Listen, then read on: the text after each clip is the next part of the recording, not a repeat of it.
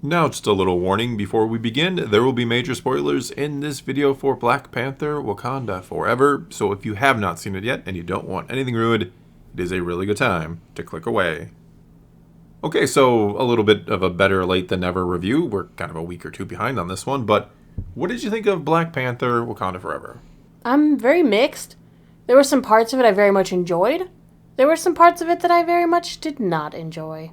I think the odd part about this movie is, in a way, it suffers from the loss of Chadwick Boseman, certainly. It does, but and in a way, they turn that into the entire plot of the movie. Yes, and in a way, it is used in good ways at certain points. Mm-hmm.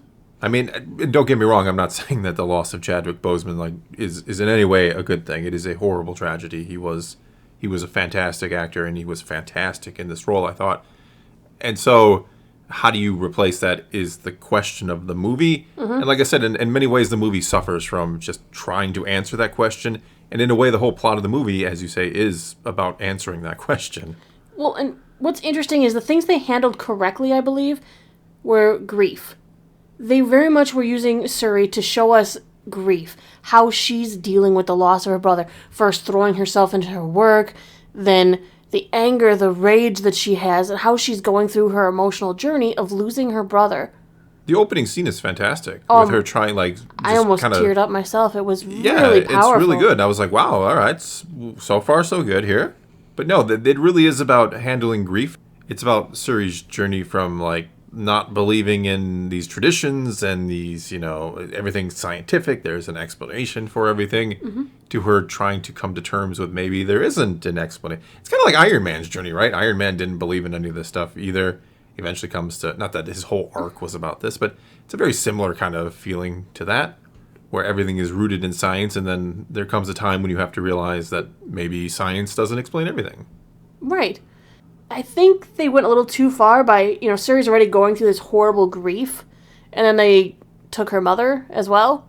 Yeah. I thought that was a little over the top. I mean, it was really bizarre because her mother took this stance on, this anger, this rage against the world and everything, and then she turned around and saved the kid. Yeah, it was the whole going to the UN or whatever that was, where she's, we're not sharing. I don't care what my son said. We're not, Well, and the son said they were going to share and help with technologies and stuff. He didn't say they were giving them vibranium. No.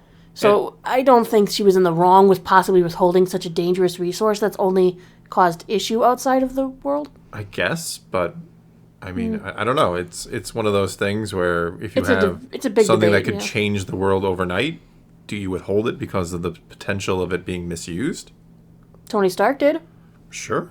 I mean, the arc reactor technology wasn't shared with everybody. But he eventually did. He did want to bring cheap free energy or whatever to everybody. But he was the one in control of the schematics, of the plans. He built the thing without going, here, everybody, let me show you all how this works. Yeah. He just did it. Fair enough. But one of the big problems I had in this movie, and I'm not talking about Namor, I am talking about Riri. She built this machine, and this is where the I have no problems with her as a character. She was fine. It was fine, yeah. She was Shuri number 2. She was the Shuri from the first movie into this movie. Kind of weird because it's almost a redundancy, right? Like they feel like the same character because they're she feels like her from the first movie, still full of hope and ingenuity and. Well, two young, tech-savvy, kids, they overlap in a way. It feels very strange. I guess if their camaraderie had been a little bit stronger, I didn't really, we can do this together. But it was always, they could just do anything by themselves. Well, they didn't have time to build camaraderie. This was a fast-paced kind of thing. It was everything has to happen now. Well, I don't know if it was fast-paced. It was very long. It was 3 very hours. long, but I'm saying the plot was meant to feel fast-paced. Meant to feel that way, but I don't know. Right, because everything in the plot was meant to be quick. Well, but then they dragged everything out. That's unfortunately Marvel's problem is, go fast, don't let them think, and cool action. No, but my problem with Riri was her machine. She built a machine to detect vibranium as a school project. Mm-hmm. The school took her project and gave it to the government. How did they know it worked? Where did she get a sample of vibranium to know that it was detecting vibranium? Unless she was detecting the stuff in Wakanda? She just assumed it detected vibranium. I mean, are we to assume she made something that could just scan the entire world? Well, how do you make Because a they had metal to take- detector without a piece of metal to know it's detecting anything? Yeah, exactly. But I mean, they had to take it into the ocean, right, to kind of locate it. So Yeah, I mean, they or just did it dropped it in scan the ocean and we're like, eventually maybe I it'll don't find know. something. There were a lot of things in this movie where you're like, well, if I really give it a lot of thought, I don't know that's going to make a ton of sense. Right, I Which don't has, again, become understand how the machine worked and how they couldn't build another one when they had one in the first place. Why didn't they look at it first and figure out how it was built? Yeah, but I was going to say that's another problem with Marvel is less and less thought into the logistics of anything and everything, and more thought into just make it cool. They put more logistics into how Talokan worked. Yes. Which I thought Namor was kind of a success in this movie. I Really? liked him. Okay. I thought he was interesting. I thought kind of making this backstory for him worked. It was, to me, I'm just confused. He's like, okay, like, well, they're going to find our vibranium under the ocean, so we have to go kill them, but... To defend our vibranium, yes. Well, sure, but we're going to go to Wakanda first and see if they're going to help. And if they don't help, we're going to pick a fight with the most powerful nation in the world, and then we're going to go kill everybody else. What? I think that makes perfect sense. Why? Because when you go to jail and stuff, they tell you to beat up the biggest guy, pick a fight with the biggest guy there, and everyone will respect you for it. How many times have you been to jail? That's just a thing. The thing that everyone who's watched any TV show that does a prison TV episode knows. Yes. I don't know if that's a real thing when you go to jail. Well, I don't know. that's the thing weigh that in the people who comments don't- below if you've gone to jail and picked a fight with the biggest dude or woman there. It was in Deadpool too. Remember the kid Yes. had picked, But no, it kind of makes sense. I mean, they need it kind of makes sense because the Wakandans are the only one who could actually stand up against the people of Talokan. So Because they have vibranium and the advanced technology that they would see as a threat. So take out that biggest threat first, and the rest of the world is just your hostage at this point, isn't it? But they don't want to conquer. They seem cool with them. Like they just wanted to kill everybody else for reasons, or conquer the rest of the world because they'd maybe almost found the vibranium. Well, I think they were just wanting to keep people away. They wanted the Wakandans to help them protect vibranium. They didn't say they were immediately going to kill everybody else. But they kind of said it later, didn't he? Semantics. I think that's a little more than semantics. He either said it or he didn't. I don't know. I feel like I forgot half the movie already, or I'm confusing the parts where Suri's angry with the parts that Namor is angry with the parts that Killmonger, who showed up for 2 seconds, was angry. I don't know. There's a lot of angry people shouting things that are unrealistic in this movie. And yeah, I mean, that's the problem. It's not exactly the most memorable because a lot of things don't make sense, which is kind of my point. The voice of reason in the whole movie was M'Baku. Yeah, I would say Yes. so. He seemed to have... He understood rule better than anyone else, so... Yeah, and I think he becomes king. Is that my assumption at the end? Because... Yeah, I guess. What I don't understand is, okay, so all of the people of Talokan have all ingested the magical herb, right? That's how come they Yes. all have gills, and they all have, like, superhuman strength, and... Why doesn't everyone in Wakanda just eat herbs? She can just make them now, print them Because it's off. the Black Panther. It's just... I mean, in theory, why not, right? So you have one person who can stand against Atlanteans versus all of your people can stand against them? Well, We call it's- them Atlanteans it's now supposed instead to of be like Talokan. Yeah, well, names. whatever. It's supposed to be a symbol, right? The Black Panther is more than just a leader. He's also a symbol. Well, they need to and- find a mutant then, and then they'll have their own Namor. I- Because he is a symbol, and it's just because he's a god, mutant. according to his people. Well, they see him as one for sure, yeah. He's got fancy wing feet. Yeah. And he can go up in the air as long as he's got a glass of water with him. Yeah, that was kind of... I'm not sure I understood the plan. I'm not sure where they got their giant boat thing from, which was just like perfectly suited for the plan. Hey, don't all landlocked countries need a big boat and just have one? I guess so. A very weird A boat? very weird, like I said, that it had like a deck up top that people could fight on because we needed a big fight. Yes. And that had like sonic... Hey, that things? Sonic thing was smart to keep them away from I'm the not boat. saying... But when did they... But then how come one of them was able to actually get in there? Well, because I think it was she. It was the she. one, It was Namora. Yeah, she just kind of resisted it. How? Because, wow, because she did. How? Because she did. Nobody else could.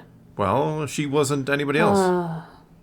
Just go with it. Why are you I'm sick questioning of that? just going with it. That's what you have to do. Like, Marvel has become just go with it. I'm sorry. I love Marvel. I've been reading comics my whole life. But it's kind of gotten like... It's like sometimes they put out something really good, and then they follow it up by like going, "Here Have you they? go." How much good have they put out lately? I mean, No Way Spider-Man? Home fantastic. Loved it. But Werewolf by Night. That was fine. But I thought mean, it was nice. how much of Spider-Man No Way Home is nostalgia? How much is it seeing Andrew Garfield? Not that everybody loved Garfield Spider-Man, but Tobey Maguire in particular. And that Tom Holland Spider-Man has become one of the highlights of the MCU for many. How much was it that it was just all of that? And like Doc Ock and, William Dafoe. We had all these cool things from, our past that we loved, and it comes back and it's actually a good, solid movie, I think. But how much of that, if you take all that out, was it a good movie? If you take all that out, there isn't a movie. Yeah, exactly. I mean, it's not a Spider-Man movie without at least Tom Holland. Yeah, I guess I know that kind of sounded stupid, but my point is it just a good movie because we put all these cool things together in a way that kind of worked? That was pretty good? Or is it a good movie? It's hard to say. Exactly. And so, I mean, what else we had? Doctor Strange. We've had Wakanda Forever just suffered from being bloated. Yeah, it was 3 hours long, and it suffered from, like I said, it suffered from Chadwick Boseman, which is a horrible tragedy. And I think he was a fantastic Black Panther, especially in Civil War. I thought he came out of the box amazing in that movie. Not as much in his own movie, unfortunately, but it's the great question. What do you do? Do you recast him? Did they ask him what he wanted? Did he say he doesn't want the role, doesn't want to be replaced, which I would have a very hard time believing? I feel like the recast might have been a better decision. Yeah, I'd have to imagine, in the final days, like, he had to know, right? There had to be a discussion with him and Marvel about, they had to ask him. I would want to be asked. I would want to ask the question, like, what do you want to do with this iconic character? Do you not want it to be recast? Because I have a feeling that, not that I personally know him, but he would probably want Black Panther to be recast. Though, maybe they wanted to just go a different direction and didn't listen to his wishes either way. I don't know. Maybe they just didn't ask him because they didn't want to know, because then they don't have to worry about did they honor him or not. But wouldn't you want to know to honor him? Well, they get to feel like they honored him because they gave him a funeral that 1 billion people get to watch on TV. I guess. The funeral for a fictional character that he played. Yes, when you put it that way, it's strange, but I mean... Mm-hmm. It is very strange. Yeah, he is an iconic character, which is fine. I think that's great that he's an iconic character, but... I don't know, the movie is just... As you say, it's bloated. It's long. It's bloated. It doesn't make a ton of sense. It's not the best Marvel movie, that's for sure. I mean, like I said, they're trying to set something up, so they're shoving weird elements in there, like having to show, oh, look, there's Val again. She works for the CIA, but we know she's possibly setting up the Thunderbolts. Yep. So, who do you think in this movie she talked to about joining the Thunderbolts? Nobody? I don't know. No, she was just in there to remind you that she exists? Yep. Because Marvel has become... Because this is the first time she made it to the big screen. Because she's been in... Wasn't she in the end of Black Widow? Oh, she was in the end of Black Widow, but that never made it to the big screen. Well, but it is a movie, but it wasn't on the big screen.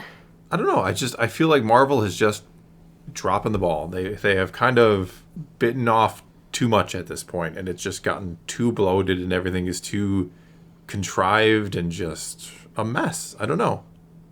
They can do better, and they need to strive to do better. Hire Tony Gilroy.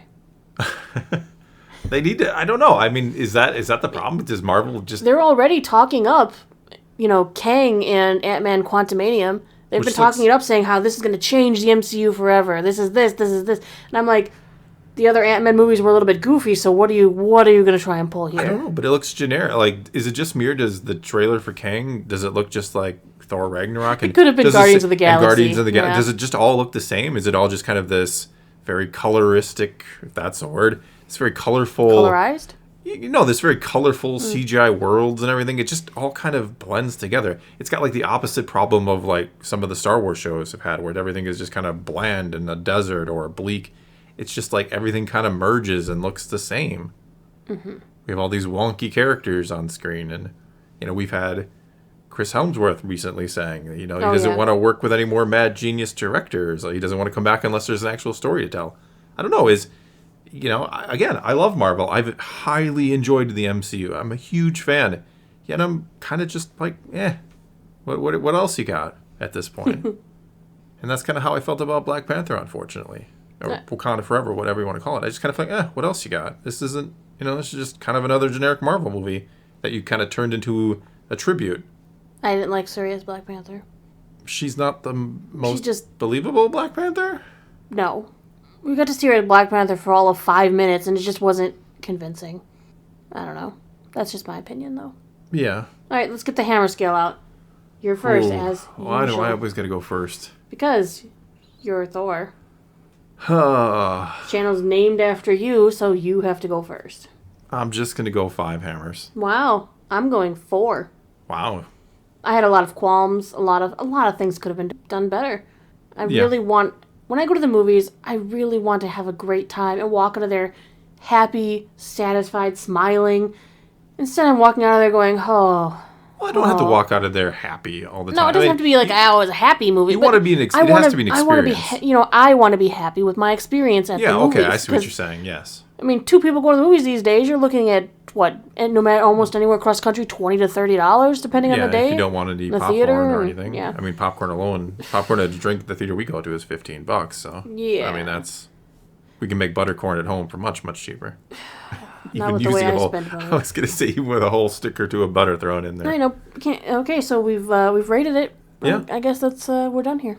All right. Well, I guess you've spoken your piece, but no, 5 hammers and 4 out of you. So that's all we got for you this time. Now it's your turn. Take to the comments below. Tell us what you thought about Black Panther: Wakanda Forever. Did you like this movie? Did you maybe find it a bit odd or confusing or bloated or the pacing was off? What did you like or dislike about this one?